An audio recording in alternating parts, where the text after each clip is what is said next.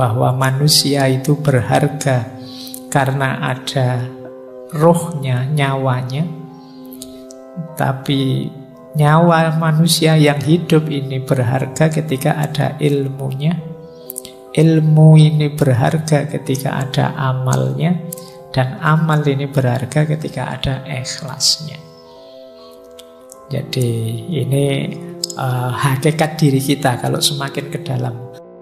Nah, rutenya seperti ini untuk menuju ikhlas itu.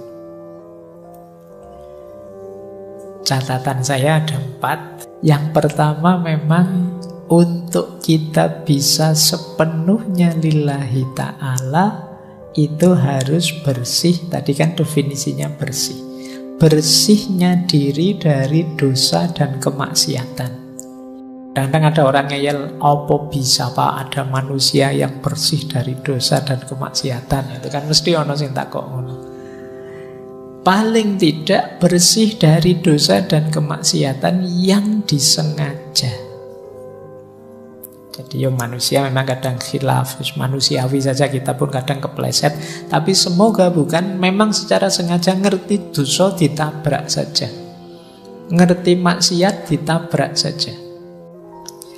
Ya untunglah Allah itu sayang sekali sama kita ya. Aib-aib kita itu tidak dibongkar mentah-mentahan kayak kalian bongkar aibnya musuhmu di medsos-medsos itu.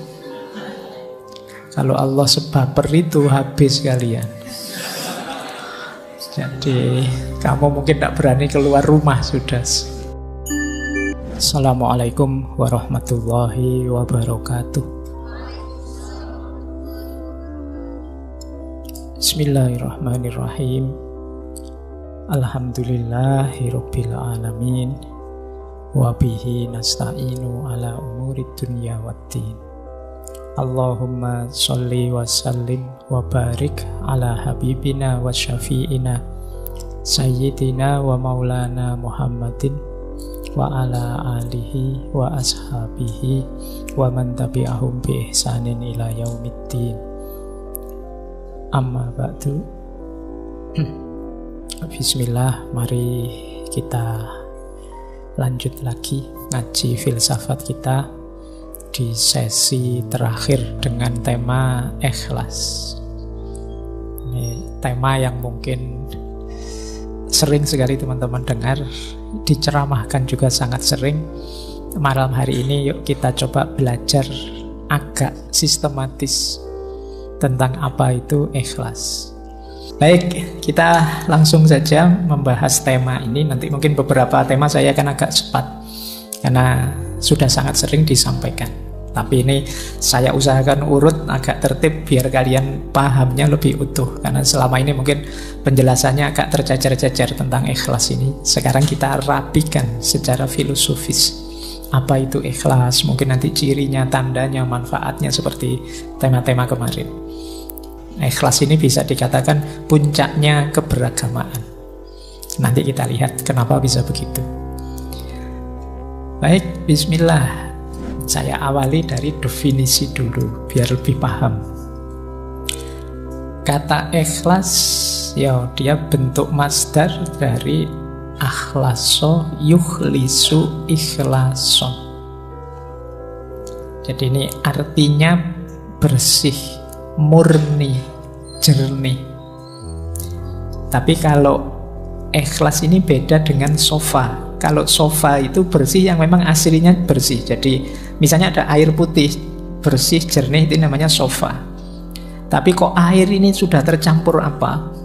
Kemudian kita pisahkan campurannya dan dia kembali bersih, itu ikhlas namanya. Jadi itu bedanya ikhlas dengan bersih biasa. Jadi semula dia terkotori, tapi terus kita bersihkan. Setelah kita bersihkan, dia statusnya ikhlas. Tapi kalau yang murni asli belum terkena apa-apa, itu namanya sofa. Bahasa Arabnya begitu. Nah ini, jadi kata dasar ikhlas itu berarti maknanya adalah bersih, jernih, setelah sebelumnya dia terkontaminasi atau terkotori. Baik, jadi ini harafiahnya itu. Oleh karena itu nanti definisinya para ulama ya seputar itu. Termasuk ketika ikhlas ini dikaitkan dengan bersihnya hati. Jadi berarti nanti kalau pakai definisi kata-kata tadi, ikhlas itu berarti bersihnya hati dari apapun selain Allah. Kok ada yang selain Allah masuk dalam batin kita? Nah, saatnya kita bersihkan. Setelah bersih, disitulah maka namanya ikhlas. Ini nanti bisa kalian pakai sebagai argumen kenapa sih surat Al-Ikhlas itu tidak ada satupun kata-kata ikhlasnya tapi disebut Al-Ikhlas. Karena dalam surat Al-Ikhlas itu sangat ditegaskan kebersihan jiwa kita dari apapun selain Allah. Jadi Qul huwallahu ahad, Allahus somad. Allah lah satu-satunya tempat bergantung. Jadi makanya suratnya disebut surat Al-Ikhlas. Fokus hanya pada Allah saja yang ada. Meskipun kalau dalam bahasa Indonesia kan ikhlas itu kemudian agak geser maknanya. Ikhlas itu artinya merelakan, melepaskan, itu ikhlas. Jadi kalau misalnya barangmu hilang, sepedamu hilang, terus orang bilang ikhlaskan saja. Nah, ini kalau dalam bahasa Indonesia ya tidak apa-apa, makna itu kan sesuai yang disepakati. Jadi kalau di Indonesia kata ikhlas agak berbeda konotasinya. Makanya kalau ada yang tanya, orang bilang mari kita ikhlas, ini ikhlas versi bahasa Indonesia atau versi bahasa Arab. Kalau versi bahasa Arab hubungannya dengan jernihnya jiwa. Jadi kalau versi bahasa Indonesia hubungannya dengan merelakan. Ya kalau kamu punya sesuatu diambil orang, relakan saja. Kalau kamu dapat apa kok terus hilang, relakan saja. Itu ikhlas versi Indonesia. Ya tidak salah, memang nanti bisa dihubungkan dengan itu meskipun intinya tidak itu. Baik. Nah, di situ saya bawakan kemudian definisi istilahnya yang disepakati. Yang pertama dari Imam Ghazali, yang kedua dari Imam Qushairi yang menulis Risalah Qushairiyah. Dan definisi ini mungkin yang sering teman-teman dengar. Jadi kata Imam Ghazali, ikhlas itu adalah apa yang ada dalam tujuan amal murni untuk mendekatkan diri pada Allah saja. Jadi ikhlas itu tujuan. Kita melakukan sesuatu yang tujuannya Allah saja, tidak ada yang lain, tidak ada keuntungan apapun yang kita inginkan selain ridhonya Allah saja, itulah ikhlas. Nah, Imam Qushairi juga mendefinisikan dengan kalimat yang mirip saja. Ikhlas itu penunggalan al-haq dalam mengarahkan semua orientasi ketaatan untuk mendekatkan diri hanya kepada Allah semata. Maksudnya sama, tujuannya Allah saja. Ada banyak definisi para ulama, tidak saya bawa semua. Intinya maksudnya sama. Jadi kita beramal, berorientasi dalam beragama itu hanya Allah saja. Jadi memang tujuan kita Allah saja. Kok ada tujuan? Lah berarti tidak mikir dunia sama sekali. Dunia difikirkan, diolah, dikelola, kita hidup di dalamnya dalam rangka menuju Allah. Semuanya kita jadikan kendaraan menuju Allah. Nah, berarti saya tidak kerja Pak, ya kerja. Cuma kerja dan hasilnya dipakai untuk mendekat pada Allah. Berarti saya tidak perlu belajar ilmu ini, ilmu itu, atau Pak, ilmunya tetap ilmu ikhlas saja. Ya enggak, ya tetap belajar apapun yang kamu butuhkan, kamu perlukan, tapi nanti jadi kendaraanmu untuk tambah dekat pada Allah. Jadi ini orang yang ikhlas. Dan banyak ayat-ayat Al-Quran yang menyebut itu. Malam hari ini sengaja tidak saya bawa, sudah sangat sering disebut di banyak ceramah, di banyak pengajian. Ya mungkin teman-teman hafal lah, misalnya surat Al-Bayyinat itu ya, ayat 5, wa ma umiru illa liya'budullaha mukhlisina lahuddin. Jadi intinya ikhlas ini jadi sesuatu yang kunci dalam beragama. Baik, sekarang kita lihat keutamaannya ikhlas. Ini saya ambil ada kalimat menarik dari Imam Syafi'i.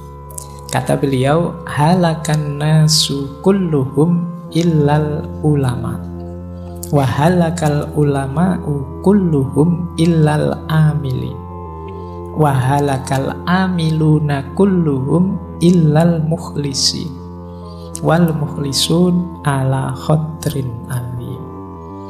Jadi kata Imam Syafi'i, semua manusia itu akan hancur kecuali dia berilmu. Jadi kalau kita hidup tanpa ilmu, hidup kita akan hancur. Tapi orang-orang berilmu juga tetap akan hancur kecuali mereka amilun, menjalankan ilmunya. Kan banyak orang pinter yang ilmunya tidak jalan. Kalian mungkin kalau dibandingkan antara referensi kebaikan di kepalamu dengan kebaikan yang benar-benar kamu jalankan, itu mungkin bisa 80-20, bisa 90-10%, jangan-jangan 99-1%. Jadi sangat sedikit yang kita wujudkan dalam amal. Maka manusia itu hancur tanpa ilmu, tapi ilmu tidak ada gunanya tanpa amal. Wahalakal amiluna kulluhum illal mukhlisin. Dan orang yang beramal pun pada akhirnya juga akan hancur kecuali orang-orang yang ikhlas. Berarti orang yang orientasi amalnya itu Allah saja. Kalau kita mengamalkan ilmu dengan target macam-macam yang selain ilmu, Pak, saya ingin kaya, saya ingin sukses, saya ingin jadi pejabat, saya ingin apa saja, di luar Allah, pada akhirnya juga mungkin kita kecewa, mungkin kita gagal, mungkin kita kehabisan banyak daya, energi, mungkin umur kita habis sia-sia dan lain sebagainya. Itu halakal amilun. Beda kalau kita targetnya Allah saja. Maka halakal amilun kulluhum illal mukhlisin. Kecuali orang-orang yang ikhlas. Wal mukhlisun, berarti kalau sudah ikhlas aman toh Pak? Aman. Tapi wal mukhlisun ala khadrin alim. Orang-orang ikhlas itu ya ujiannya banyak, tantangannya banyak. Dia harus hati-hati. Nanti kita lihat ada banyak sekali tantangan-tantangan orang ikhlas. Ini kalimatnya Imam Syafi'i ini sering saya sampaikan dengan logik yang saya gambar itu, bahwa manusia itu berharga karena ada rohnya, nyawanya. Tapi nyawa manusia yang hidup ini berharga ketika ada ilmunya. Ilmu ini berharga ketika ada amalnya. Dan amal ini berharga ketika ada ikhlasnya. Jadi ini hakikat diri kita. Kalau semakin ke dalam, jasad kita itu bernilai ketika ada ruhnya, ada nyawanya. Karena kalau tidak ada nyawanya, ini jasad ini kan cuma barang saja, benda saja. Nyawanya hilang, ya kita jadi jenazah. Sekian jam baunya sudah tidak enak, tidak ada gunanya, tidak ada nilainya. Maka dia berharga ketika ada nyawanya. Nah, cuma manusia hidup bernyawa ini bernilai, berharga ketika ada ilmunya. Yang membedakan kita dengan semua makhluknya Allah yang lain itu ilmunya. Tapi ilmu ini juga berharga, bernilai ketika ada amalnya. Buat apa? Ilmu yang teoritis saja, dihafalkan saja, numpuk sebanyak itu di perpustakaan, gunanya apa? Tidak ada harganya kalau tidak ada amalnya. Bayangkan Indonesia ini memproduksi berapa banyak konsep, berapa banyak teori. Dari kalian saja yang mahasiswa, coba dihitung. Di kampus saya UIN itu setahun 4 kali wisuda. Setiap kali wisuda 500-an orang. Berarti 2000 satu tahun. 2000 itu semuanya bikin skripsi, tesis, disertasi. Bayangkan kalau setiap skripsi, setiap tesis tadi menyumbangkan sesuatu untuk hidup kita berbangsa, bernegara, beragama. Kontribusinya adalah kecil saja dari satu skripsi. Dari kampusku saja 2000 kontribusi setiap tahun. Ditambah kampusmu, ditambah kampus yang lain, berapa ribu kampus di Indonesia ini. Oh, itu kalau ada dimensi amalnya semua, Indonesia ini jaya sudah. Luar biasa. Cuma ya kan kalian tahu sendiri kan, pada akhirnya skripsimu itu yang numpuk di perpustakaan. Isinya juga begitu-begitu. Nanti ditiru adik kelasmu. Iya. Ya sekarang ada Turnitin, tidak bisa jiplak. Tapi kan ya kamu sudah pinter ganti kalimat. Apalagi saya kemarin ada yang cerita itu, ada trik-triknya Pak, biar tidak terdetek oleh Turnitin. Ya wis, pintermu memang di situ. Jadi ya makanya akhirnya ya apa kalau bahasa agama, jadi ndak barokah ilmumu. Cuma numpuk di perpustakaan.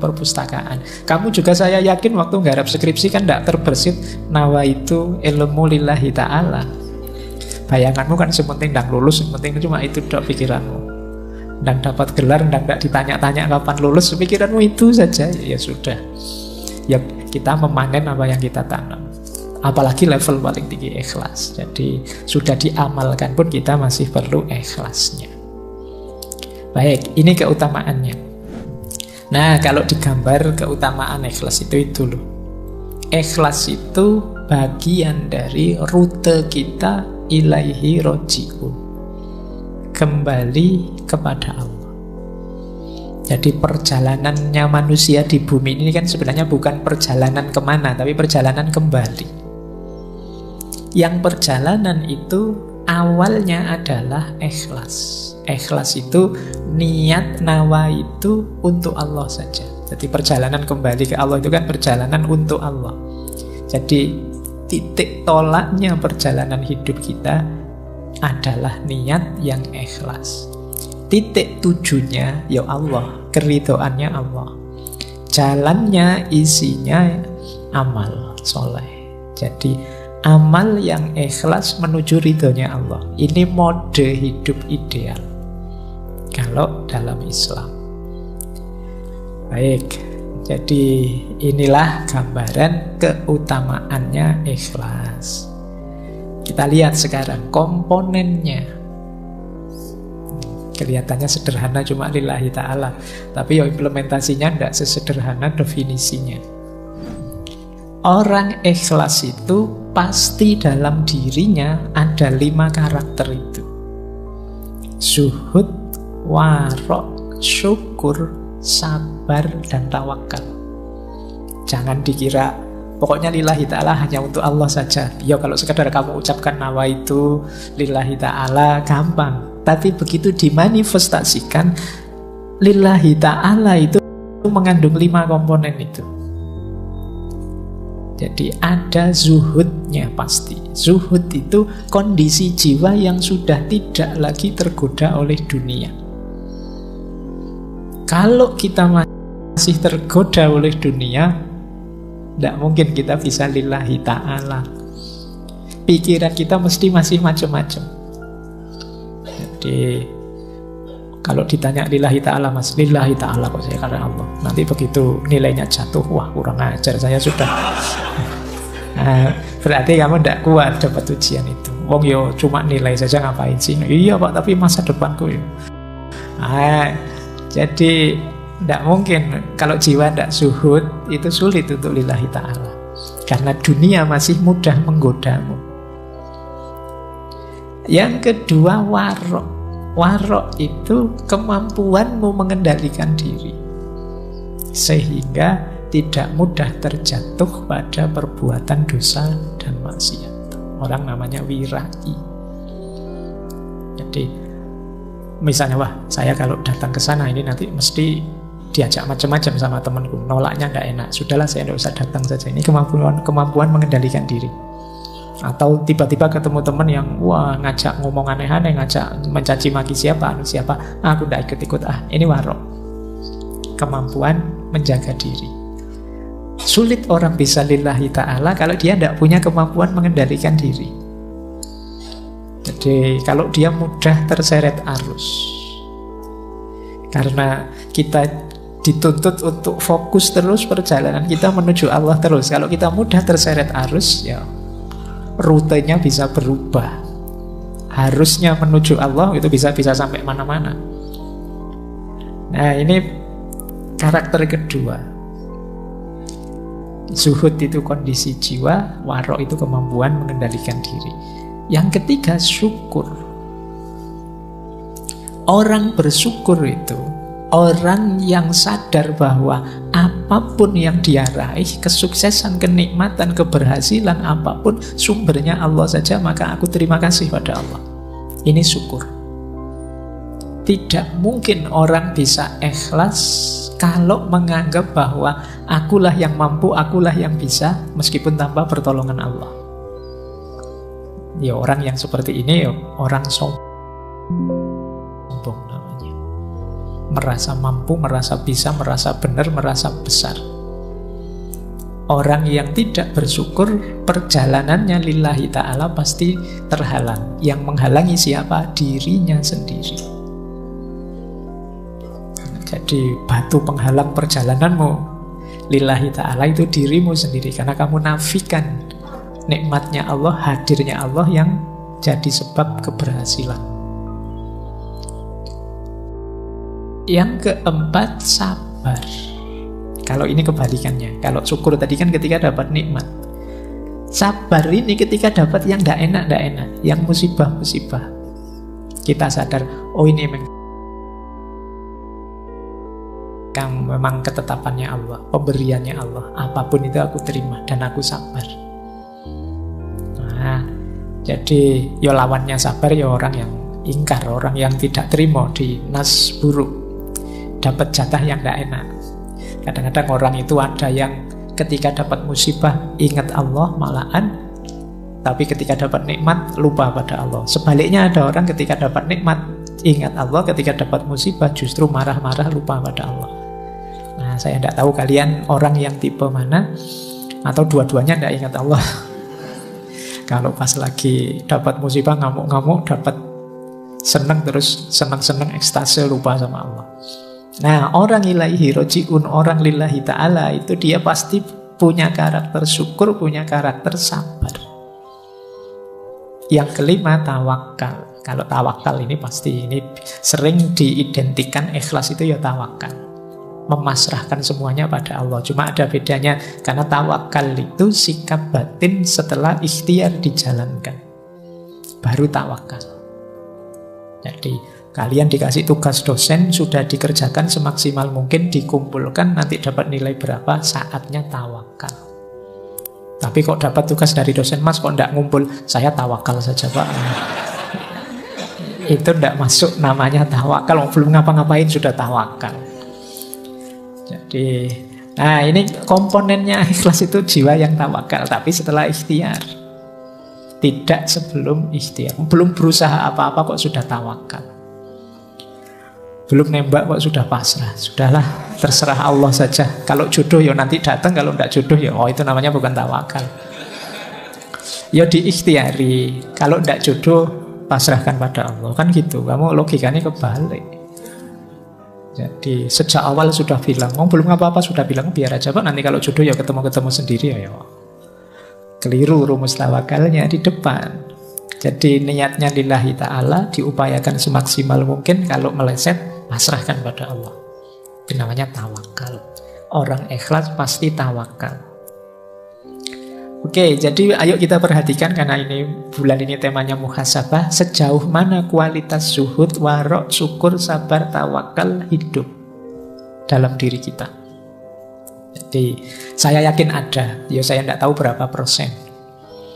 Mungkin ada yang masih wujudnya sudah agak besar, mungkin ada yang kecil sekali, mungkin ada yang tidak kelihatan. Mungkin dalam diri kita kesuhudan itu, kewarokan itu, rasa syukur, sabar, tawakal. Kalau hidup semua dan fungsional, hidupmu akan tenang. Ini orang yang benar-benar mukhlisin. Hidup memang lillahi ta'ala. Nah, ada beberapa ilustrasi saya selingi dengan ini ya. Ini yang pertama, ada ilustrasi orang ikhlas itu seperti apa sih? Ini pertama saya ambil dari Syekh Abdul Hamid Al-Angkuri. Angkuri itu Angkara. Kata beliau, sebagian ahli hikmah berpendapat kalau kalian bingung ikhlas itu seperti apa, kata beliau, ikhlas itu seperti penggembala kambing yang sedang beribadah, sholat misalnya. Penggembala kambing itu ketika dia sholat ibadah, di samping gembalaannya, dia tidak pernah mikir yang lain. Dia tidak pernah mikir ini nanti kambing-kambing muji saya apa anu saya, enggak. Jadi lawannya ikhlas itu kan riya. Orang yang tidak lillahi ta'ala, ada pamrih-pamrih lain selain Allah, disebutnya kan riya. Ini penggembala kambing ini tidak mungkin riya. Biasanya kan penggembala kambing itu adanya jauh di tempat-tempat di mana bisa kambing dapat minum, dapat makan, jauh dari keramaian. Penggembala kambing itu kalau beribadah, dia tidak mikir pamer. Mau pamer pada siapa? Tidak ada siapa-siapa. Adanya ya cuma kambingnya. Apa dia gaya kayak orang soleh terus dipuji sama kambingnya? Ya enggak. Jadi beribadahlah seperti dia, penggembala kambing ini, kata Syekh Al-Angkuri. Jadi orang beramal tidak usah peduli pandangan manusia terhadapnya, sebagaimana dia tidak peduli orang penggembala tadi terhadap pandangan kambingnya. Yo, pandangan kambing kan tidak perlu kita dengarkan. Misalnya, wah tiba-tiba kok kambing memuji, kan kamu alam mau kambing aja kok. Posisikan komentarnya orang, pandangannya orang di situ, kata Syekh Abdul Hamid. Oke ya mungkin ini yang saya bilang seperti saya bilang di awal tadi ya Pak, contohnya kok yo kambing toh Pak. Ayo situasi cocoknya mungkin audiens beliau atau tempat beliau hidup itu banyak penggembala kambing. Contohnya kambing gembalaannya. Oke ya, sekarang masuk ke teorinya. Yang pertama, teori pertama tentang tingkatan ikhlas. Ini saya ambil dari syarahnya kitab Hikam. Ini saya ambil dari Minahul Qudsiyah. Ini syarah dari Syekh As-Sarqawi terhadap kitab Hikamnya Syekh Ibnu Athaillah. Orang ikhlas itu ada 3 level. Level awam yaitu ikhlasul ibad, ikhlasnya ahli ibadah. Ada jenis khawas, ini ikhlasul muhibbin. Dan ada istimewa, khawasul khawas, ikhlasul arifin. Jadi level ibad ini level ahli ibadah. Ini pun sudah luar biasa. Ikhlasul ibad itu ketika orang beribadah pada Allah tidak riya sama sekali, tujuannya memang Allah saja, ingin dapat pahala, ingin selamat dari siksa. Ini juga sudah ikhlas. Jadi kalau ada yang tanya, Pak, kalau saya ibadah lillahi ta'ala tapi ingin dapat surga, tidak ingin masuk neraka, apa masih disebut ikhlas? Masih. Ini level ikhlasul ibad.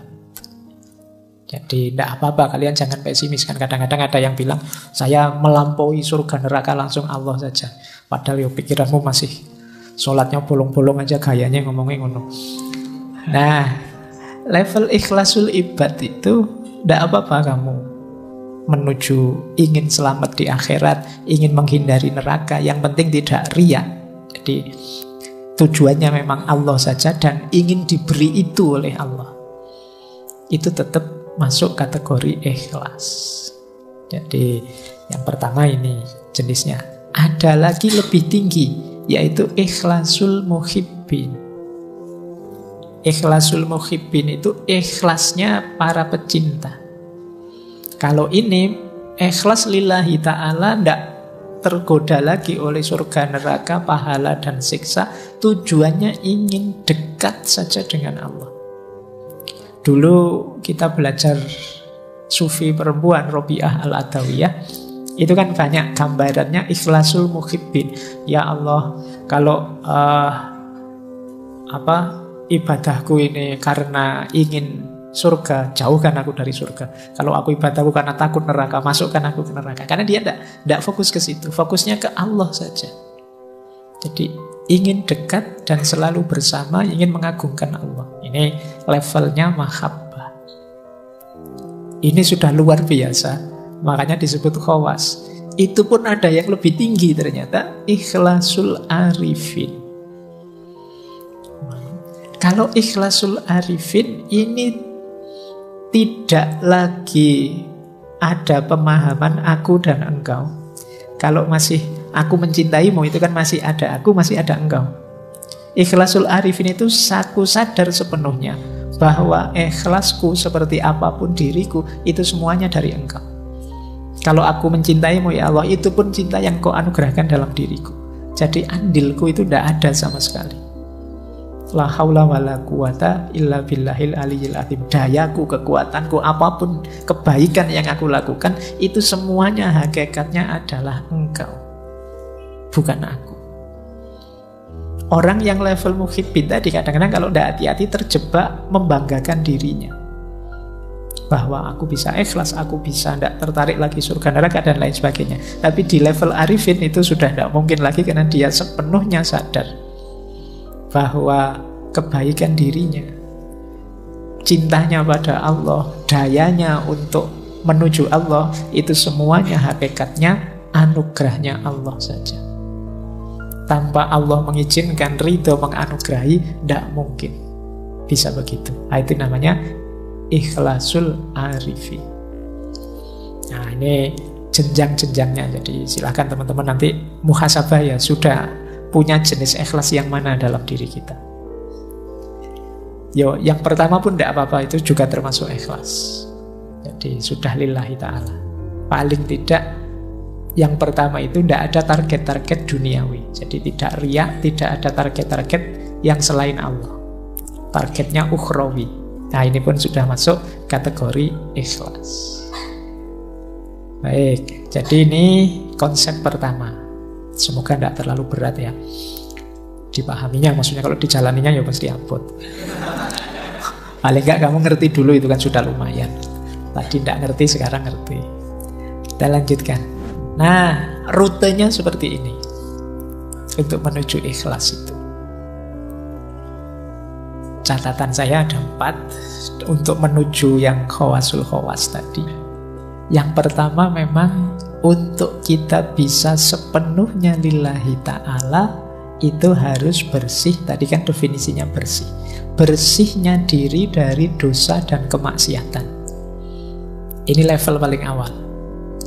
Jadi semoga teman-teman tidak termasuk golongan yang ngeyel ya. Kadang-kadang ada orang ngeyel, apa bisa Pak ada manusia yang bersih dari dosa dan kemaksiatan? Itu kan mesti ono sing takok ngono. Paling tidak bersih dari dosa dan kemaksiatan yang disengaja. Jadi ya manusia memang kadang khilaf, manusiawi saja, kita pun kadang kepleset. Tapi semoga bukan memang secara sengaja ngerti dosa ditabrak saja, ngerti maksiat ditabrak saja. Kamu tahu kalau lihat gambar yang kayak gitu itu dosa, tapi eman-eman ya Pak, terus ya wis. Ya sudah, berarti kamu level awal saja masih belum bersih. Jadi kok tidak sengaja terlihat, tidak apa-apa, rezeki.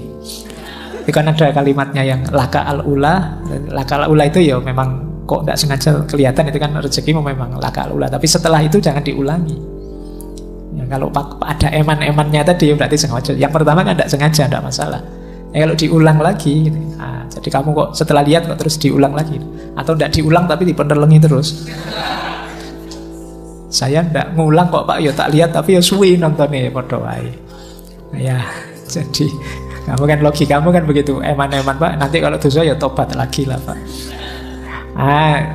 Berarti di level awal kamu belum lulus, belum bersih. Jadi khilaf melakukan dosa manusiawi, tapi usahakan tidak secara sengaja kamu memasukkan dirimu ke ranah dosa dan kemaksiatan. Ini level paling awal loh ya. Kalau ini saja kamu berat ya, naiknya agak panjang nanti prosesnya. Paling tidak berusahalah. Karena kuasanya manusia itu terbatas. Insya Allah kalau usahamu sungguh-sungguh, Allah ridho dan berkenan, nanti Allah yang menolong, sehingga kamu naik kelasnya lebih cepat. Tapi kalau kamu malas, kamu memang secara sengaja tidak ingin memperbaiki diri, naik level itu, ya Allah tidak akan datang. Ana inda dzonni abdi bi. Jadi yuk dinawaitui saja dan diikhtiari semampunya. Insya Allah kalau memang sungguh-sungguh Allah ridho, Allah akan hadir membantu kita, menaikkan makom kita, memberi ahwal yang cocok untuk kita. Kalau sudah lulus di level pertama, kita bisa naik ke level kedua, bersih dari segala keterikatan duniawi. Jadi kalau ini lebih berat lagi. Di sini mungkin banyak hal yang halal, banyak hal yang mungkin boleh saja, bisa saja. Tapi jangan sampai kita terikat. Terikat itu tergantung dengan itu. Pak, segalanya kan perlu uang Pak, ini namanya terikat sudah. Saya ada uang, alhamdulillah. Tidak ada uang, ya tidak apa-apa, nyari jalan yang lain. Emangnya kalau tidak ada uang saya tidak bisa makan? Temen banyak kok. Misalnya, ini namanya kan tidak tergantung uang. Tapi sama teman juga jangan tergantung. Jadi kalau tergantung ya sama, dari satu keterikatan yang lain. Jadi ayo kita lepaskan diri dari tidak tergantung. Itu bukan berarti dibuang loh ya. Tidak tergantung itu tidak mempengaruhi kondisi kita, keimanan kita, keistiqomahan kita dalam kebaikan. namanya tidak tergantung. Makanya ada ayat yang bilang bahkan amwalukum wa auladukum fitnah. Hartamu, anak-anakmu bisa jadi fitnah kalau itu membuatmu melekat, tergantung, sehingga engkau berjarak dari Allah, sehingga engkau terhijab dari Allah. Ketergantungan kita satu-satunya yang sah hanya Allah saja. Allahus Somad. Jadi pokoknya apapun yang terjadi, saya harus lulus semester ini misalnya. Itu nanti hati-hati bisa jadi ketergantungan. Boleh kamu punya nawa itu begitu, tapi kalau memang jalannya berhadapan dengan halal haram, baik buruk, jangan diterjang saja. Kalau kamu terjang saja ketergantunganmu, itu namanya sudah tergantung. Orang tergantung itu kan apapun yang terjadi saya harus di situ, saya harus itu. Tidak peduli halal, tidak peduli haram, tabrak saja. Yang penting calonku jadi. Meskipun aku bikin hoka, bikin anugerah, ini sebenarnya nama dari ketergantungan. Kamu memaksakan diri harus itu namanya ketergantungan. Pokoknya harus orang ini yang jadi presiden, atau harus calon ini. Ini sama, cara berpikir melekat, ketergantungan. Tapi kan orangnya memang baik, iya tidak masalah. Kamu mendukung dia atau membela dia tidak apa-apa. Tapi jangan sampai ke level ketergantungan. Harus dia, apalagi sampai kamu halalkan segala cara. Ini level 2. Level 3 ini agak berat lagi. Bersihnya diri dari ego kita sendiri. Jadi dari aku tadi.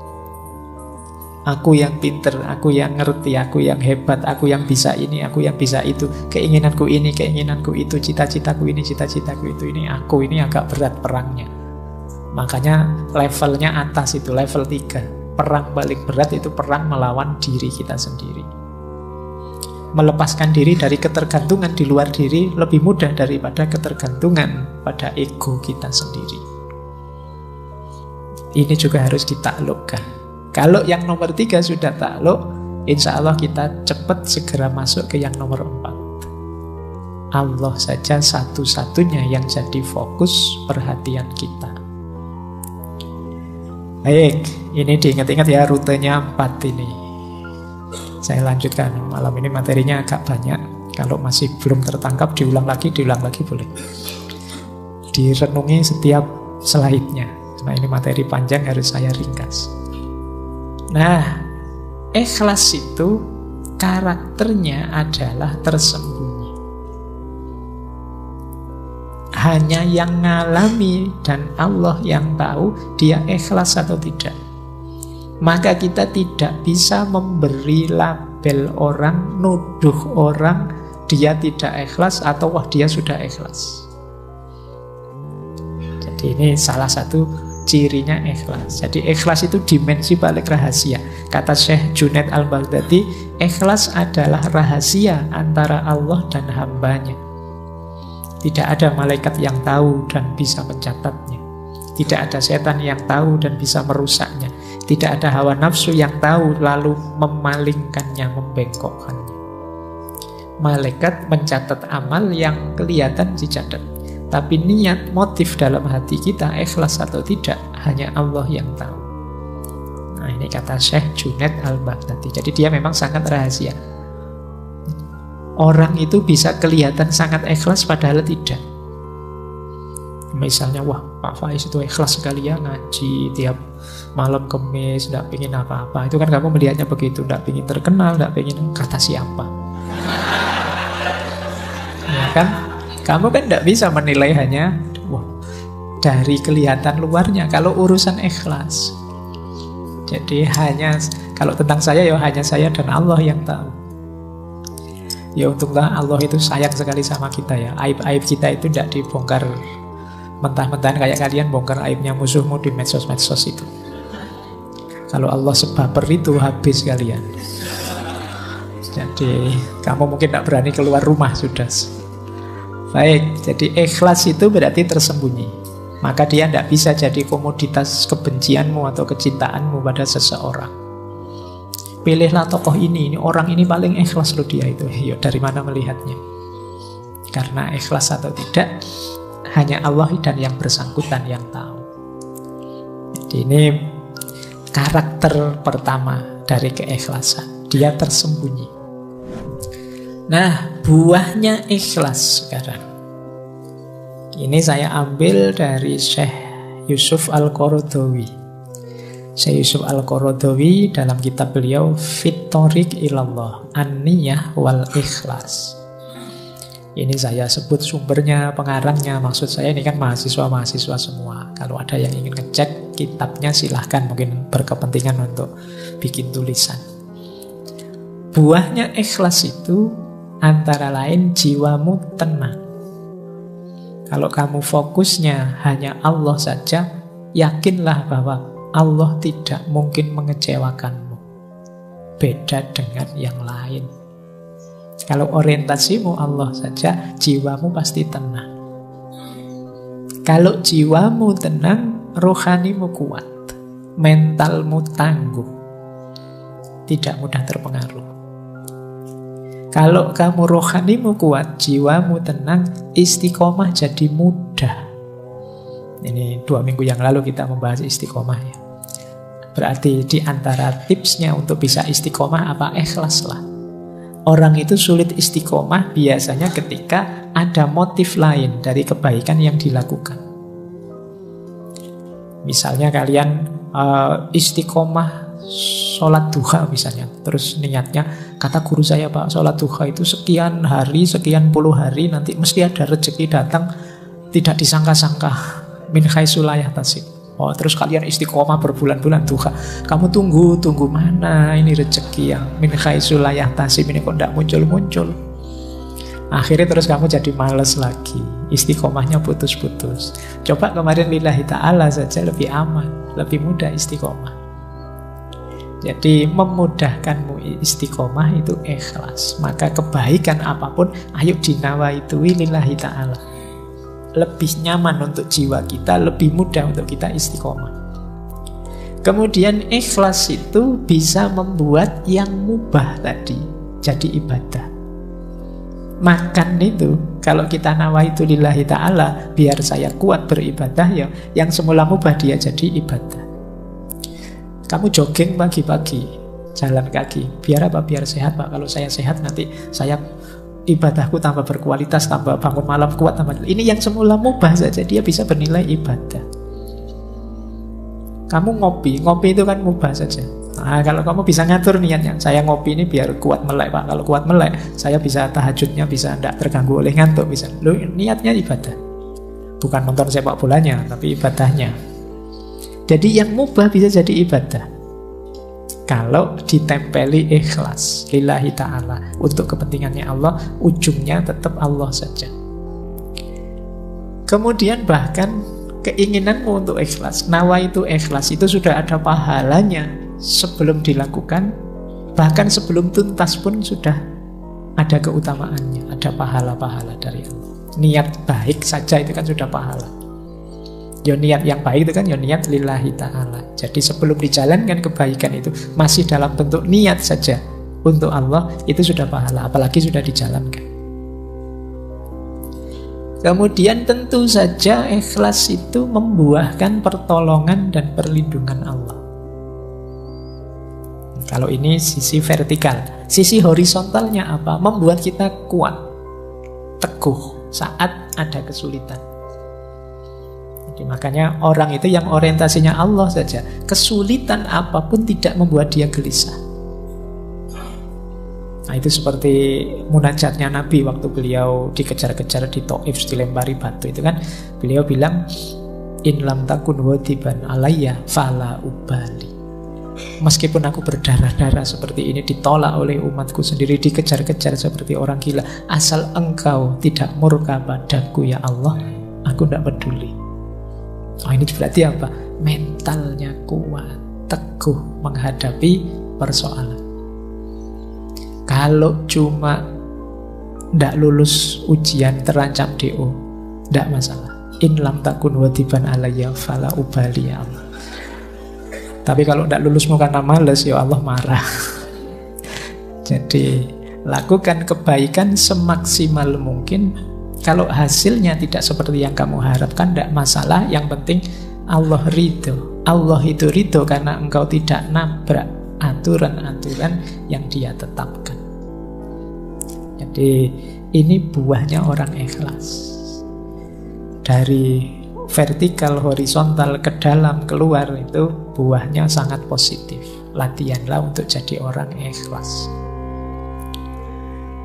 Baik, kita lanjutkan. Nah, sekarang muhasabahnya, ayo dicek. Dalam diri kita ini sudah ada kualitas ikhlas atau belum? Ini ada beberapa ciri. Kita ambil dulu ciri umum ya. Ini tanda-tanda kita sudah ikhlas. Yang pertama apa? Melakukan sebaik mungkin kebaikan termasuk ibadah meskipun sedang sendirian. Nah, ini berarti kita ciri-ciri orang ini ikhlas. Fokusnya Allah saja. Kalimat meskipun sedang sendirian ini penting. Karena kadang-kadang kita itu kalau pas banyak orang gayanya, kalau ngimami suratnya panjang-panjang. Tapi begitu sendiri yo kulhu sama ina atau ina. Cowopet sholatnya. Itu ciri-ciri kamu ada riyaknya. Jadi biasanya kan begitu, kita kalau ada banyak orang pamernya dikedepankan, itu kemungkinan tidak ikhlas. Baik kalau pas banyak orang saja. Kalau tidak ada orang aslinya kelihatan. Ini ciri-ciri belum ikhlas. Tidak lillahi ta'ala, masih karena orang. Yang kedua, masih mau mendengarkan nasihat atau petunjuk.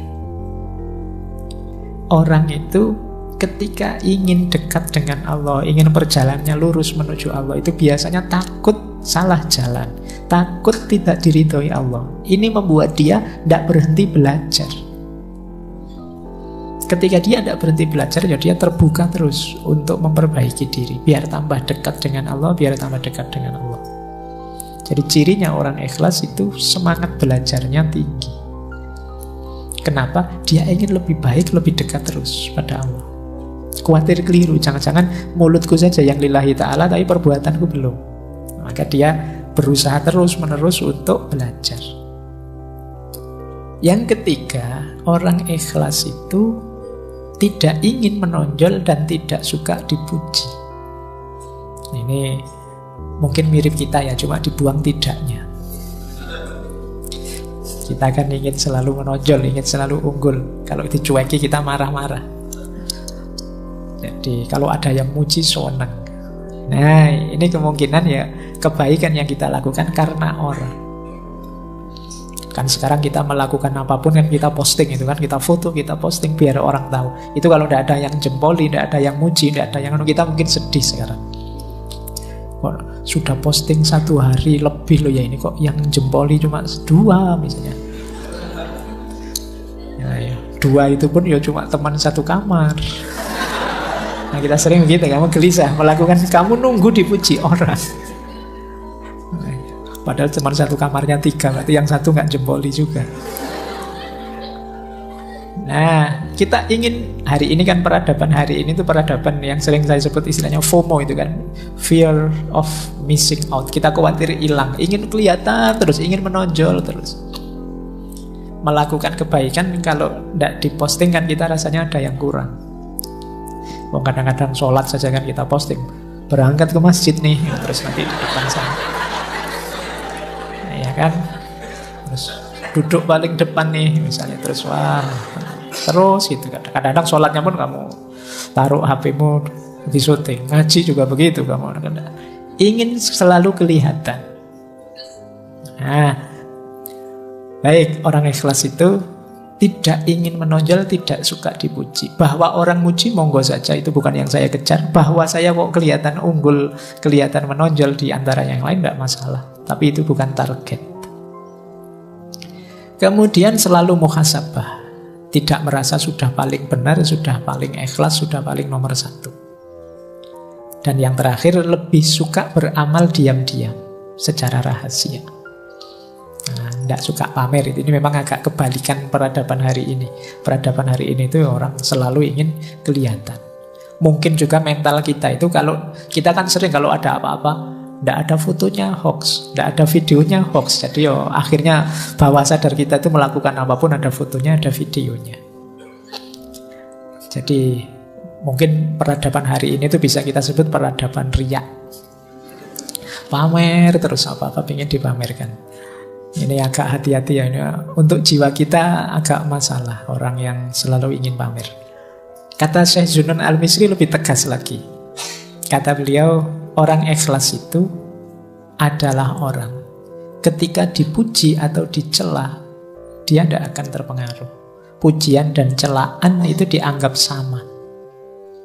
Kalau dia yakin ini kebaikan, dipuji orang atau dicela orang, dia tetap melakukannya. Ada yang ngasih jempol atau tidak, saya yakin ini baik, ya saya jalan. Ini orang ikhlas. Yang kedua, lupa kalau sudah melakukan kebaikan. Ini berarti orangnya ikhlas. Misalnya sudah memberi utang teman bulan yang lalu, itu mungkin 10 tahun lagi masih diingat, wah kamu dulu zaman kuliah kalau bukan. Jadi dieling-eling terus temennya hutang 20.000 saja. Ini kamu dulu itu 20.000 belum kamu bayar loh sampai sekarang. Baik, ya berarti memang ya tidak salah, cuma belum ikhlas. Ikhlas itu biasanya tidak dianggap lagi, sudah melakukan kebaikan, ya sudah saatnya kebaikan selanjutnya. Jadi tidak hanya mengagumi kebaikan yang lama, tapi selalu memproduksi kebaikan yang baru. Cirinya orang ikhlas. Terus yang ketiga, lupa hak-hak dari amal solehnya. Jadi tidak mikir reward. Wah, sampean melakukan ini itu harusnya dapat pahala sekian loh harusnya. Ya tidak apa-apa lah, monggo terserah Allah saja urusan besarnya balasan pahala. Tidak berpikir ke sana sudah. Menurut saya ini baik ya sudah. Oh, sampean rajin ke masjid loh. Wah, berarti setiap sholat pahalanya 27 derajat. Ya alhamdulillah monggo, tapi fokusnya tidak ke situ. Jamaah itu baik, dianjurkan, ya saya ikut jamaah ke masjid. Pahalanya dilipat gandakan berapapun, atau jangan-jangan sekarang sudah tidak 27 lagi karena kursnya mungkin berubah. Itu serahkan saja pada Allah kalau tentang itu. Jangan-jangan kamu protes, zaman dulu 27 sekarang masih 27 juga ya harusnya. Monggo lah, pokoknya kamu jamaah saja lah sudah. Tidak usah terlalu dipikir hak balasan dan lain sebagainya. Nah, ini ciri-ciri ikhlas kalau menurut Syekh Zunnun Al-Misri. Baik, kita lanjutkan. Ada tips dari Syekh Ibnu Athaillah As-Sakandari. Karena tadi ada hubungannya dengan riya, Syekh Ibnu Athaillah menyarankan strategi uzlah. Namanya khumul. Khumul itu menyembunyikan diri, mengubur diri, itu khumul. Makanya mungkin ini istilah ini diserap oleh bahasa Jawa jadi kemul. Kemul itu selimut. Kalau kita pakai selimut kan tidak kelihatan. Kata Syekh Ibnu Athaillah, itfan wujudaka fi ardil khumuli fama nabata mimma lam yudfan lam yatimmu nata ijuhu. Sembunyikan wujudmu pada tanah yang tidak dikenal. Sebab sesuatu yang tumbuh dari biji yang tidak ditanam tak akan berbuah sempurna. Kalau kesusu ingin tampil, kesusu ingin kelihatan, ya kita tidak akan tumbuh. Untuk bisa tumbuh, kita harus masuk dulu, tidak kelihatan. Nah, ikhlas juga begitu. Ayo kita latihan ikhlas dulu, jangan kesusu pamer dulu. Jangan kesusu ingin dikenal, ingin tampil, ingin terkenal dulu. Ayo menyempurnakan diri dulu. Ayo melatih diri dulu sampai di level ikhlas yang kita tidak lagi punya pamrih duniawi, target-target yang tidak penting selain Allah. Kalau sudah mampu ikhlas, saatnya kita kelihatan. Pasti akan kelihatan. Maka strateginya menurut Syekh Ibnu Athaillah khumul. Jangan kesusu pamer, fokus saja pada perbaikan diri sampai ke level ikhlas. Jadi strategi pertama ini. Strategi kedua, di sini kita baru ketemu mahabbah. Untuk bisa ikhlas, hubungan kita dengan Allah, ayo kita tingkatkan ke level mahabbah. Tidak sekedar level formalitas, kewajiban, apalagi keterpaksaan. Kenapa? Kalau di level mahabbah lebih mudah ikhlas, karena dalam hubungan cinta, orang itu yang jadi fokus, yang jadi perhatian, yang jadi target keinginan itu hanya yang dicintai. Dalam cinta orang bahkan mengorbankan dirinya, egonya, demi yang dicintai. Loh, ini kalau yang kita cintai Allah kan berarti hidup kita tadi ikhlas itu kan lillahi ta'ala, hanya untuk Allah saja, otomatis terpenuhi. Jadi begitu relasi kita dengan Allah adalah relasi cinta mahabbah, otomatis tanpa diminta hubungan kita dengan Allah jenisnya jenis ikhlas. Jadi ikhlas itu kan yang dalam mahabbah itu kan cirinya apa? Mahabbah itu unconditional, tanpa syarat. Orang yang benar-benar cinta itu kan kalau melakukan kebaikan untuk yang dicintai itu kan tanpa syarat. Tanpa aku cinta padamu asal engkau mau begini ya begitu, itu namanya belum cinta. Ini di sesi-sesi cinta sudah bolak-balik dijelaskan. Cinta yang sejati itu unconditional. Aku mau sama kamu asal IP-mu minimal 3,7 lah kalau masih. Nah, ini namanya tidak cinta. Aku mau asal gajimu sekian, ini namanya kondisional. Kalau cinta itu unconditional. Jadi sama Allah juga begitu. Tidak pakai tawar-menawar. Kenapa kok kamu serius sekali ibadah? Biar Allah itu memberi anugerah, saya bisa kaya raya, saya punya banyak karomah, bisa jalan di atas air, atau saya punya apa. Tidak itu. Tujuanku Allah saja. Jadi fokusnya hanya Allah saja. Orientasinya hanya ridhonya Allah saja. Kayak kalian yang sedang jatuh cinta. Itu kan ketika membahagiakan yang kamu cintai, itu kan senangnya luar biasa. Ya tidak harus pacarmu, orang tuamu pun yang sangat kamu cintai, kalau kamu bisa membahagiakan mereka, itu kan senangnya luar biasa. Maka cintailah Allah, otomatis hubunganmu dengan Allah berubah jadi hubungan ikhlas tadi, hubungan yang bersih, jernih, tidak ada yang lain selain Allah saja. Nah, ini strategi kedua. Yang pertama tadi humul, yang kedua mahabbah. Ada tips dari Imam Ghazali untuk meningkatkan mahabbah kita menuju mahabbahnya Allah, cinta pada Allah. Jadi ini kalau bahasa saya teori dari mahabbah menuju ikhlas. Kata Imam Ghazali, ayo difikir pelan-pelan ya. Orang itu sebenarnya secara alamiah itu harusnya mencintai Allah. Nah, ini rutenya ini. Yang pertama apa? Orang itu biasanya muhibbun li nafsihi. Cinta pada dirinya. Ini yang disebut ego tadi. Jadi ingin menyenangkan dirinya itu muhib li nafsihi. Orang ini karena ingin menyenangkan dirinya, muhibbun li nafsihi, pada akhirnya muhibbun lil muhsin alladzi ahsana ilaihi. Dia juga sebagai efeknya apa? Cinta pada orang yang berbuat baik kepadanya. Orang yang menyenangkan dia, membahagiakan dia. Nah, ini secara natural begitu. Orang itu secara alami cinta pada dirinya, berarti sebenarnya dia juga cinta pada orang lain yang membahagiakan dirinya. Nah, itu muhsin alladzi ahsana ilaihi. Berarti apa? Sebenarnya kita itu punya fitrah al-muhib lil muhsin. Kita itu sebenarnya cinta pada orang baik. Jadi karena orang baiklah yang punya kemungkinan berbuat baik padaku. Siapapun itu orang baiknya. Nah, kalau naik lagi satu level sebenarnya dari orang baik. Kenapa sih kok kita cinta pada orang baik? Karena dalam diri orang baik ada kebaikan. Berarti apa? Sebenarnya kita itu mencintai kebaikan. Kalau kita mencintai kebaikan, kalau kita berpikir lagi lebih dalam, sebenarnya ada Sang Maha Baik, yaitu Allah. Jadi semua tadi pada ujungnya, kalau kita mau merenung agak dalam, sebenarnya cinta kita itu harusnya sudah tumbuh pada Allah. Hanya saja selama ini kita tidak pernah merenung sedalam itu. Nah, ini nanti bagian yang harus kalian ulang.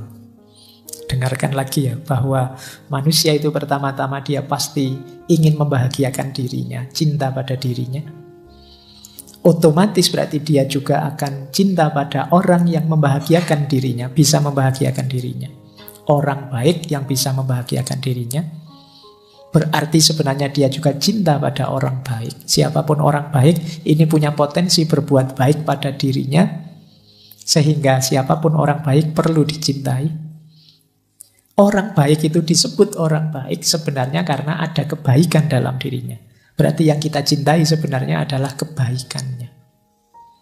Kalau kita cinta pada kebaikan, jangan lupa ada Sang Maha Baik, yaitu Allah. Jadi puncaknya cinta itu harusnya Allah. Kita mencintai apapun dengan alasan apapun itu kalau ditarik ujungnya pasti Allah. Anda, Bapak, saya tidak cinta kebaikan, yang saya cintai kecantikan, keindahan. Loh, emangnya yang maha cantik, maha indah siapa? Kalau bukan Allah. Tidak, Bapak, saya cinta kegagahan. Kalau cuma indah, cantik, saya tidak terlalu tertarik. Saya suka yang maco-maco, yang tidak terlalu. Iya, yang maha gagah siapa lagi kalau bukan Allah? Jadi cintamu pada apapun, kalau kamu renungi sampai puncak, tetap ujungnya ya ketemu Allah. Jadi sebenarnya tidak ada alasan kalian tidak mencintai Allah. Berarti tidak ada alasan kalian itu melakukan apapun tidak secara ikhlas. Oke, saya lanjutkan. Nah, ini ada pendukung dan penghalang. Saya agak cepat ya waktunya. Ini real time sekarang. Kalau di rekamannya mungkin belum nyampe 1,5 jam karena kita mulainya agak telat. Nah, pendukungnya ikhlas itu tentu saja ilmu. Ini pasti. Tidak mungkin ikhlas bisa sempurna, utuh, utama tanpa kita paham apa itu ikhlas. Malam ini sedikit-sedikit kita belajar tentang ikhlas. Itu paling tidak kan kita sekarang tahu bagaimana cara kita ikhlas. Maka ilmu jadi kunci. Yang kedua sahabat. Ya tentu saja orang-orang sekitar kita mendukung. Kalau sekelilingmu orang-orang toksik semua, yo, kamu tidak akan jauh-jauh dari situ. Cari teman yang enak. Jadi yang mendukung pertumbuhan jiwamu menuju keikhlasan. Yang ketiga, mujahadatun nafas, kemampuan memerangi diri, kemampuan mengendalikan diri. Semakin orang canggih mengendalikan dirinya, menguasai dirinya, semakin mudah nanti mengarahkan pada ideal-ideal hidup, termasuk keikhlasan. Yang keempat, jangan lupa isti'anatullah. Isti'anatullah itu kesadaran untuk minta pertolongan pada Allah. Jangan merasa sudah hebat, sudah bisa. Karena Allah lah yang membolak-balik hati kita. Yang kelima, sadar bahwa kita ini fana, dunia ini fana. Maka eman-eman pamrih amal baik kok hanya duniawi. Eman-eman pamrih amal baik kok hanya sukses sekarang. Hidup hari ini itu tidak segalanya. Jadi yang lebih hakiki besok, setelah hidup hari ini. Nah, kesadaran ini akan memudahkan kita untuk ikhlas. Penghalangnya ikhlas tentu saja ada riya. Tadi dijelaskan ujub, merasa sombong, merasa besar, takabur, sombong, hasud. Selama masih ada kedengkian pada siapapun, sulit kalian ikhlas. Karena orang hasud itu targetnya bukan Allah, tapi hancurnya orang yang dia benci. Jadi ini hati-hati, karena hasud itu kalian ingin orang yang kalian benci hancur, kalian tidak sadar sebenarnya engkau sendirilah yang hancur. Karena kedengkianmu, kedengkian itu merusak dirimu. Makanya di surat Al-Falaq itu secara khusus kita diminta berdoa berlindung dari orang-orang yang hasud. Wa min syarri hasidin idza hasad. Karena orang hasud itu bisa melakukan apapun yang merusak, bahkan merusak dirinya sendiri tidak masalah, asal orang yang dia hasuti juga rusak. Nah, ini merusak keikhlasan. Peradaban hari ini kan antara lain diwarnai follower dan hater. Nah, boleh kamu tidak suka, boleh kamu tidak cocok, tidak setuju dengan sesuatu, tapi semoga tidak nyampe pada level hasud ini. Kebencianmu membuat cita-cita hidupmu hanya kehancuran yang kamu benci. Dan yang terakhir, munafik. Munafik ini orang yang antara ideal dan realitasnya tidak nyambung. Tentu saja tidak mungkin bisa ikhlas orang yang munafik. Jadi ini pendukung dan penghalangnya. Saya lanjutkan. Nah, riya adalah bukti kita belum ikhlas. Nanti di kitab-kitab tentang ikhlas selalu dikaitkan dengan riya. Riya ini antitesisnya. Orang yang belum ikhlas berarti dia masih riya. Cirinya 4, kata Sayyidina Ali. Yang pertama apa? Males kalau sendirian, rajin jika banyak orang, tambah rajin kalau dipuji, males kalau sudah dicela, dikritik.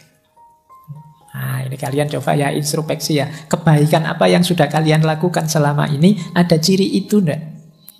Kalau sendirian ogah-ogahan, begitu banyak orang kelihatan rajin. Kalau sholat sendiri 2 menit, kalau ngimami orang banyak bisa 8-10 menit. Nah, itu alamat ada unsur pamernya.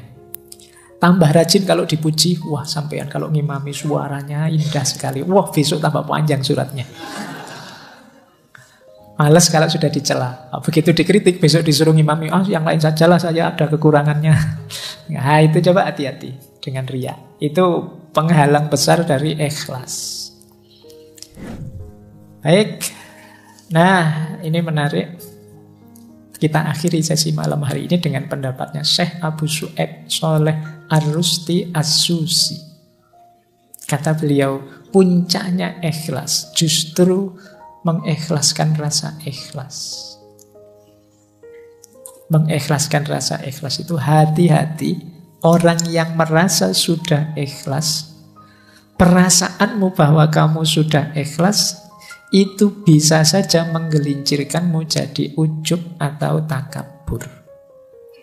Ujub itu merasa diri sudah hebat. Takabur itu sombong. Jadi merasa diri lebih tinggi dari yang lain. Jadi alhamdulillah saya sudah ikhlas. Tidak kayak teman-temanku itu masih tujuannya dunia. Nah, rasa ikhlas ini akhirnya justru jadi penghalang terakhir. Jadi, lupa kalau begitu gimana kalau kita sudah ikhlas lillahi ta'ala, bersyukurlah bahwa ikhlas itu dianugerahkan oleh Allah padamu. Jadi bukan jasamu, bukan karena dirimu. Jadi puncaknya ikhlas adalah mengikhlaskan rasa ikhlas itu sendiri.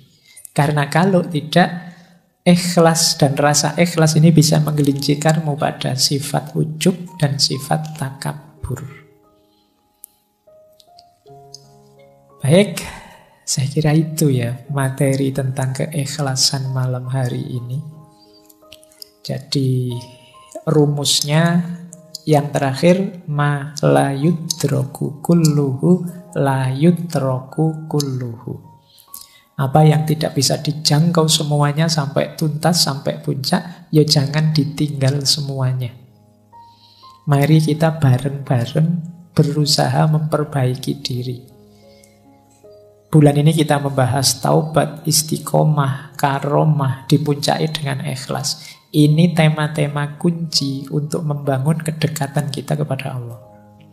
Silahkan teman-teman jadikan dasar untuk memuhasabai diri. Aku sekarang ada di titik yang mana bagaimana caraku meningkatkan kualitas level kedekatanku dengan Allah. Karena betapapun perjalanan hidup kita yang hakiki itu perjalanan ilaihi roji'un. Kembali lagi kepada Allah.